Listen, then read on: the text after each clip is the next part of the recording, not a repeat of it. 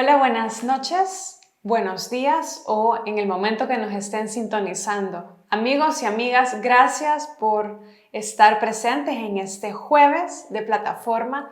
Mi nombre es Claudia Ortiz y para mí es un gusto muy grande poderles saludar en esta oportunidad. También queremos mandar saludos a nuestros fieles televidentes que están siempre presentes, siempre pendientes de este programa. Quiero mandar saludos a Francisco Moreno, a José Mendoza, también a Jorge Flores. Gracias por sus comentarios. Siempre a Olman Gregory, que siempre comenta sobre el programa. Muchas gracias por estar pendiente. A Ramón Serrano, a Orlando Quintanilla y también a María Rodríguez. Gracias a todos por estar pendientes. Y en esta oportunidad quiero aprovechar este espacio para recordar que si bien el mes de octubre, el mes pasado, fue el mes dedicado a cuidar la salud de las mujeres, quiero recordarle a todos los caballeros que el mes de noviembre, en muchos países, tal vez en nuestro país no está muy difundido esto, pero el mes de noviembre es el mes dedicado a cuidar y a prevenir enfermedades en la salud de los hombres. Así pues tenemos el noviembre, es un mes donde se dedica a recordar que es importante hacerse exámenes para prevenir el cáncer de próstata. También es importante tener hábitos de vida saludables, evitar el sedentarismo, evitar problemas además de salud mental, de estrés, hacer ejercicio. Así que quiero aprovechar este espacio para todos los caballeros que nos están sintonizando para que también hagamos conciencia de lo importante que es cuidar nuestra salud. Un hombre normalmente tiene que cuidar a otros, pero nadie puede cuidar bien a otros si no se cuida a sí mismo. Así que quería dejar este mensaje a todos los señores y a todos los jóvenes también para que cuiden su salud. Y bueno, vamos a hablar este día de un tema que da seguimiento al de la semana pasada. La semana pasada conversábamos sobre la importancia de construir un estado de bienestar en El Salvador, de tener condiciones de salud, de educación, de protección social, de protección al empleo, de protección a la maternidad también, que permitieran cuidar y apoyar a las personas en los momentos más vulnerables o más delicados de su ciclo de vida. Y bien, si bien vemos que en países más desarrollados esto ha sido posible, por supuesto que el planteamiento que yo quería dejar la semana pasada era que esto lo fuéramos construyendo poco a poco. Sin embargo, no podemos evitar plantearnos la necesaria pregunta: ¿cómo vamos a pagar esto? ¿Cuánto nos va a costar poder construir condiciones de vida que permitan nuestro desarrollo como seres humanos? La respuesta a esto es sin duda simple y a la vez compleja. ¿De dónde vamos a pagar esto? Pues la respuesta es simple porque se debe pagar de los ingresos del Estado, de los recursos del Estado. Ahora bien, ¿cómo sacamos o cómo se obtienen o cómo se facilitan los recursos del Estado para poder financiar el desarrollo de las personas y el desarrollo del país? Ahí está lo complejo. Y eso es lo que vamos a ver en este día, en este programa. Entonces sí, vamos a hablar de dinero, vamos a hablar de economía, vamos a hablar de impuestos, vamos a hablar de justicia fiscal. Y mientras usted me escucha, seguramente está pensando que lo que voy a hacer es hablar de aumentar el IVA, por ejemplo, o de crear más impuestos, o de darle más poder y más dinero al gobierno para que se lo gaste de manera irracional, mientras algunos se hacen más ricos y otros se hacen más pobres. Podría usted estar pensando en estas ideas al momento que me escucha, sin embargo, déjeme decirle que ese no es mi enfoque. Mi enfoque más bien es totalmente distinto. Pero si usted se sintió preocupado o preocupada por este planteamiento, si usted pensó en este tema de van a subir los impuestos o la única alternativa es que creen más impuestos o que suban el IVA, significa entonces que usted está preocupado o preocupada por la situación económica que vive nuestro país. Y déjenme decirle que tiene toda la razón del mundo. Por supuesto, nos encontramos en una crisis económica que ya venía desde antes de la pandemia, pero que ha sido acelerada por la pandemia de COVID-19 en el país y que nos plantea retos sumamente complejos. Por eso decía, la respuesta es simple porque se debe pagar de los recursos del Estado, pero a la vez es compleja porque el Estado hoy por hoy tiene muy pocos recursos y los que se tienen no se están usando bien. Pero no, bueno, desde hace mucho tiempo la crisis económica en el país venía desarrollándose. La pandemia solamente la aceleró. Y hay una crisis también que venía desde hace mucho tiempo, ahí desde el año más o menos 2010, 2009, incluso un poco antes, ya veíamos venir un escenario donde las finanzas del Estado, donde los recursos del Estado estaban en una situación que se estaba degradando cada vez más, especialmente en lo que tiene que ver con la deuda pública, especialmente con lo que el país le debe a organismos internacionales, a bancos multilaterales y desde hace mucho tiempo esta crisis venía en ciernes. Lo que ha pasado en la pandemia y con la emergencia sanitaria que tuvimos y además la manera en la que el gobierno ha endeudado también el país y la manera en la que se han utilizado estos recursos ha venido a acelerar esa crisis. Si bien allá por el año 2010 andábamos por un 50-60% del PIB de endeudamiento, esto quiere decir que de todo lo que se produce en el país, de todo lo que se produce en la economía de nuestro país, ya debíamos el 50 o 60%. Al inicio de este año teníamos un endeudamiento del 72% del PIB.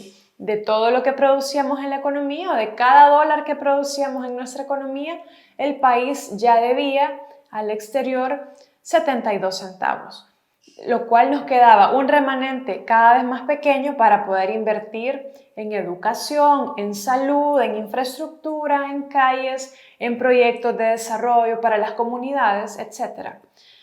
Pues bien, en estos meses hemos llegado a un endeudamiento sumamente más preocupante. Se calcula que al final de este año, con todos los préstamos que se han adquirido, los bonos que se han emitido, el país podría llegar a un 92% de endeudamiento en relación a lo que produce nuestra economía. De cada dólar que produce la economía, deberíamos como país 92 centavos, quedándonos solamente 8 centavos para invertir en todo lo que necesitamos para salir adelante, como lo hemos dicho en otras ocasiones, para construir nuestro futuro. Y bueno, realmente, ¿cuáles son los problemas que hemos venido arrastrando en términos de finanzas públicas? Podemos nombrar muchos y vamos a ir viendo que la situación es cada vez más compleja. Por un lado, los ingresos no son suficientes. A esto normalmente se le llama déficit fiscal, es decir, se plantea un presupuesto para el año, pero ese presupuesto para que funcione el Estado, para que funcionen los ministerios, nos den servicios públicos, funcione el sistema de justicia, funcionen las oficinas de gobierno en las cuales hacemos nuestros trámites, las alcaldías, las embajadas en el exterior, los consulados, todo el aparato del Estado, para que funcione, realmente hay una parte que se logra financiar con los ingresos que tiene el gobierno de nuestros impuestos, pero hay una parte que no, ese porcentaje que no debe ser cubierto de alguna manera. Normalmente es cubierto con deuda. Y el problema es que cada vez la parte de déficit, la parte que no logra ser cubierta, es cada vez más grande. Y entonces nos vemos en la necesidad de cada vez endeudarnos más y el costo que debemos pagar en intereses de esa deuda también se va comiendo el presupuesto y va generando más dificultad de poder destinar recursos para la inversión, para generar condiciones mejores para el mañana. Difícil decirlo, pero parece que el país, en términos fiscales, en términos económicos, solamente va sobreviviendo. ¿Cómo se dice vulgarmente? Coyo el quebrado, coyo el comido. Y no vemos la posibilidad de poder planificar nuestro desarrollo a largo plazo y poder decir, podemos contar con estos recursos para que en cuestión de 5, 10, 15, 20 años vayamos logrando estos grandes objetivos de desarrollo para las personas que vivimos acá. Bueno, también importante decir, como ya lo mencioné, el endeudamiento ha crecido y ese endeudamiento es como una bola de nieve. Es igual que lo que pasa en un hogar cuando se topa la tarjeta de crédito y entonces se paga esa deuda con otra tarjeta de crédito y esa también se nos sale de control y hay que hacer un préstamo para consolidar toda la deuda y cada vez, si no se toman medidas de austeridad, si no se toman medidas para controlar los gastos y aumentar esos ingresos, entonces se va haciendo cada vez más insostenible. Pues un poco eso es lo que nos está pasando. Hemos tenido una deuda que ha sido mal manejada, gobierno tras gobierno tras gobierno. No se ha tomado ninguna decisión valiente, ninguna decisión sensata para mantener controlada ese nivel de endeudamiento. Si bien hay una ley de responsabilidad fiscal, pero no se ha cumplido en su totalidad.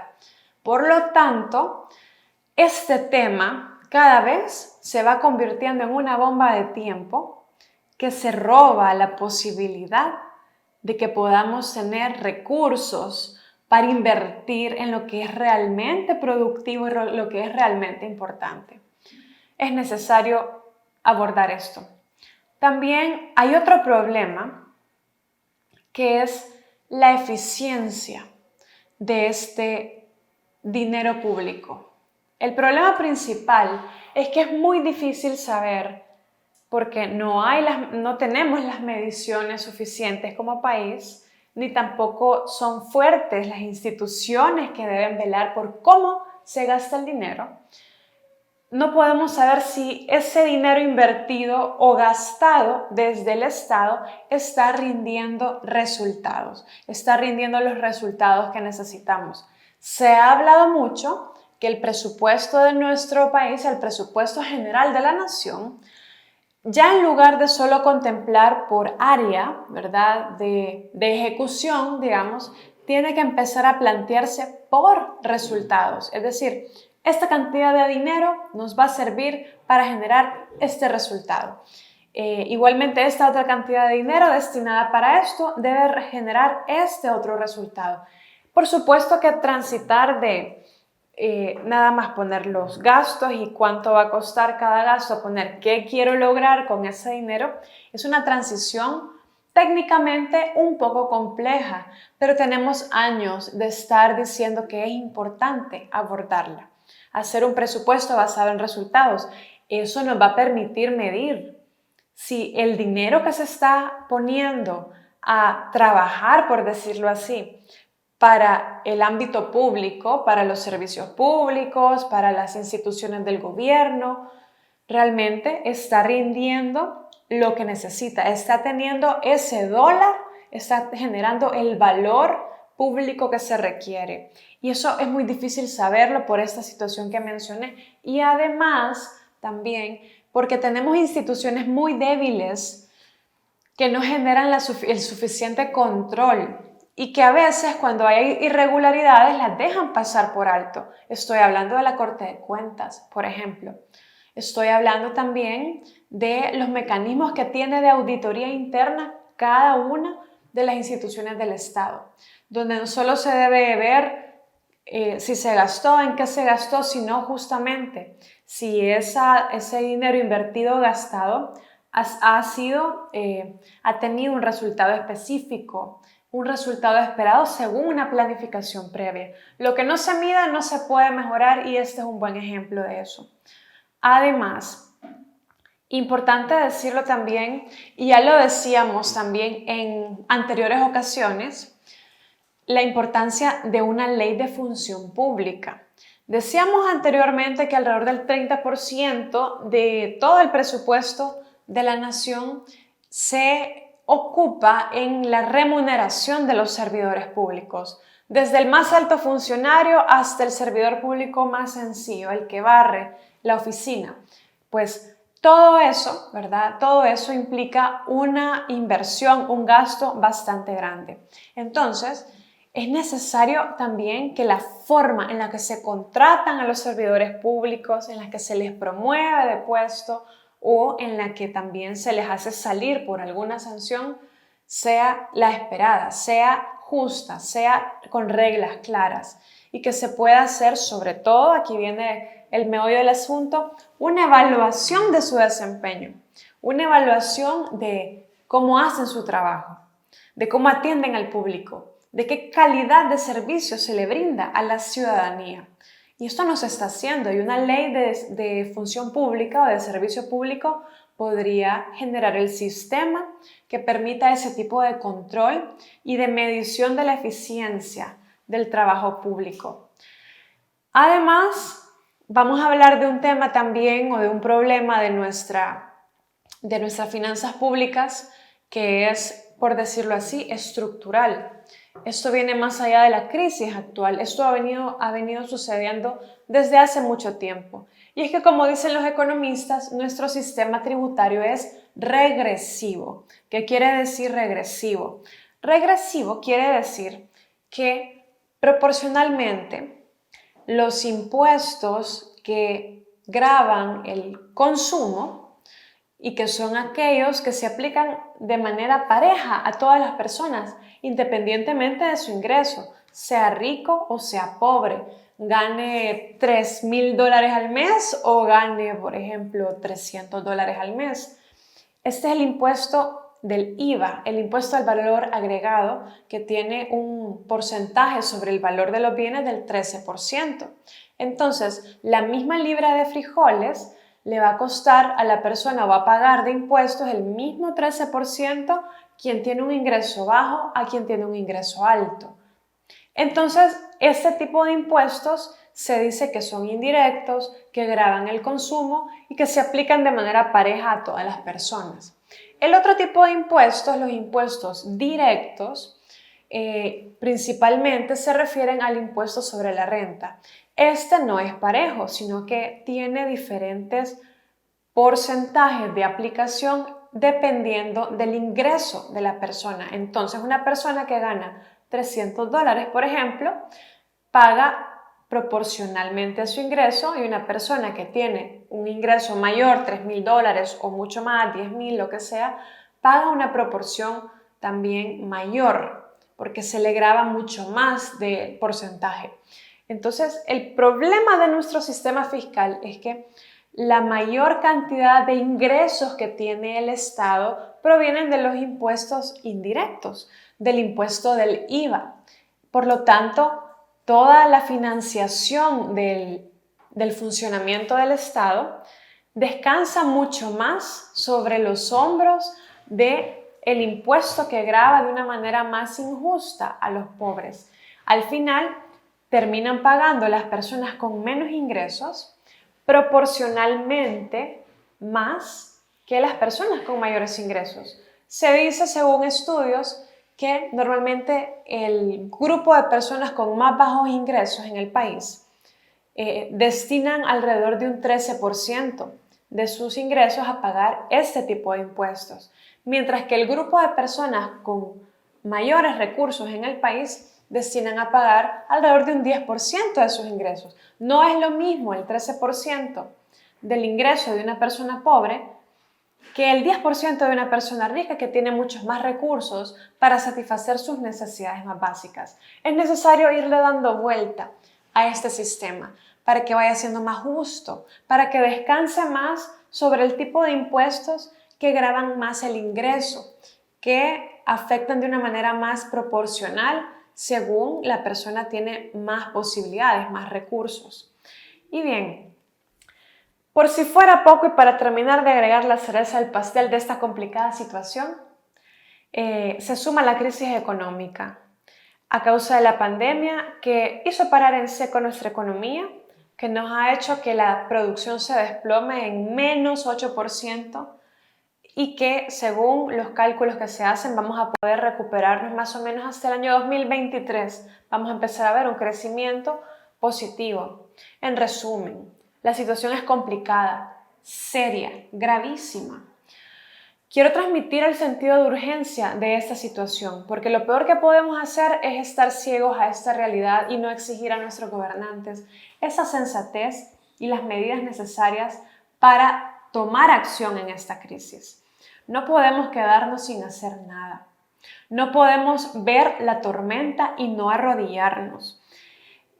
Esta crisis, si la asumimos con un sentido de responsabilidad, es una oportunidad perfecta para ordenar la casa, para abordar estos problemas de los que he hablado anteriormente, que tienen que ver con nuestras finanzas públicas, tanto desde hace años como lo más reciente. Porque el escenario de no hacer nada es simplemente desastroso. Según los especialistas, más del 50% de la población podría caer en pobreza en América Latina. En El Salvador ronda por el 40% de personas en pobreza. ¿Qué significa esto para nuestro futuro? Más desigualdad, más violencia, una población menos educada, una población con menos capacidad de aportar a la democracia, de aportar a la economía. Y entonces entramos en un círculo vicioso del que va a ser muy difícil salir. Es la perfecta receta para la autodestrucción. Necesitamos acciones sensatas y valientes. Y tristemente nuestros gobernantes están concentrados más en el pleito y en sacar réditos electorales de la crisis que en resolverla. Necesitamos ver a largo plazo y ver esta crisis como una oportunidad para ordenar aquellas cosas que han funcionado mal y para tomar decisiones finalmente de país que nos pongan en una ruta correcta hacia el desarrollo. Gracias amigos y amigas por su sintonía. Gracias por escuchar este programa. Espero sus comentarios. Espero que comenten qué opinan de este tema. Y para mí será un gusto leerles, seguir conversando con ustedes en las redes sociales y les pido que sigan pendientes del próximo plataforma. Hasta la próxima.